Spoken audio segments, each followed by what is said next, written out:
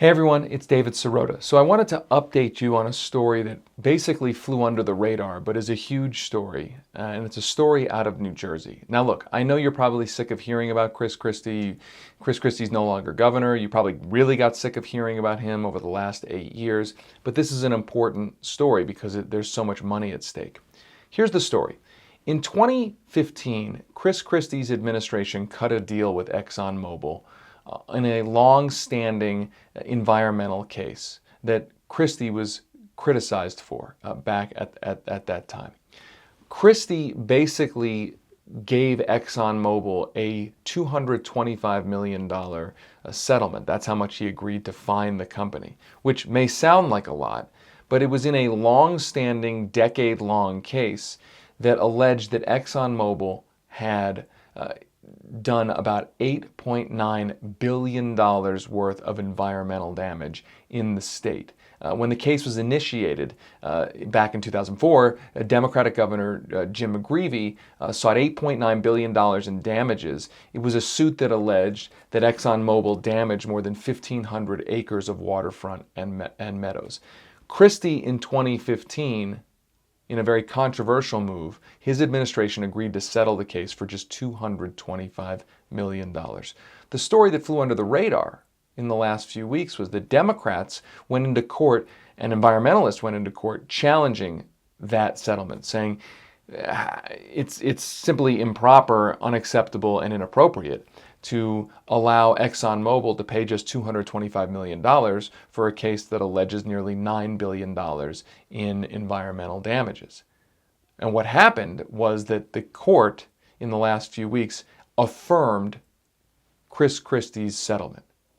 And the settlement, I think it's important to contextualize, as everything is, and I always tell you to follow the money. It's important to contextualize that settlement when you follow ExxonMobil's money.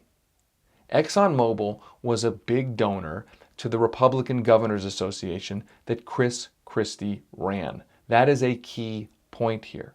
And here are some of the stats. Since Christie's first run for governor in 2009, ExxonMobil by 2015 had donated more than $1.9 million to the Republican Governors Association, according to federal documents. That included $79,000 during Christie's first run for governor and $200,000 during his re-election campaign. It also included $500,000 when Christie himself chaired the Republican Governors Association in 2014. ExxonMobil is one of the top contributors to the Republican Governors Association during that 2014 election cycle when Christie ran the group. But there's more. According to New Jersey state documents, ExxonMobil employed the firm Public Strategies as its lobbyist in Trenton. In October of 2014, local newspapers reported that the same lobbying firm cemented, quote, an exclusive strategic partnership with Christie's then departing chief of staff. And that partnership was listed on the lobbying firm's website. The website says that the firm's outreach to lawmakers can include, quote, meeting with the governor's chief of staff and deputy chief of staff, meeting with cabinet level officials in the state, meeting with key staff members in the executive branch. So the point is that Exxon's lobbying firm in New Jersey was boasting about its ties to the governor's office and the executive branch, and it hired Christie's departing top staffer just before Christie decided to cut this deal with Exxon, allowing Exxon to pay only $225 million on environmental damages that the state originally said had cost the state $8.9 billion. So what flew under the radar was a court simply rejecting the appeal of the damages. That environmentalists said, how can you settle for $225 million on damages that cost the state $8.9 billion? The court basically threw that out. What I always say in these cases is to follow the money. That oftentimes you hear these cases in court that are thrown out or decisions are made or settlements happen, and there's no context for the political money that surround that decision. In this case, Christie had authority to decide whether to continue forward with the case or simply settle. He and his administration decided to settle while a huge amount of ExxonMobil money flowed into Christie's political apparatus.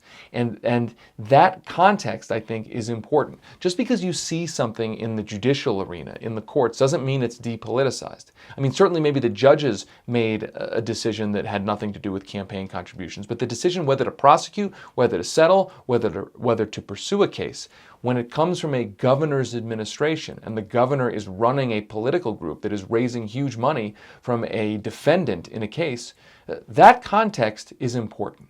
In this case, you have a situation where ExxonMobil, one of the largest and most powerful fossil fuel firms in the world, funneled a huge amount of money to Chris Christie's political apparatus, and Chris Christie, his administration, made the decision to allow the company to pay just $225 million on nearly $9 billion worth of damages that the state of New Jersey alleged that ExxonMobil had created in the state. Knowing that money, knowing the contributions that came in, and knowing the settlement that then came out of the Christie administration is important. And obviously, when you're talking about an alleged $8.9 billion worth of environmental damages, you're talking about one heck of an environmental case. I mean, that is a big environmental case, and it's a case that has now been allowed to be settled for pennies on the dollar when it comes to the alleged damage.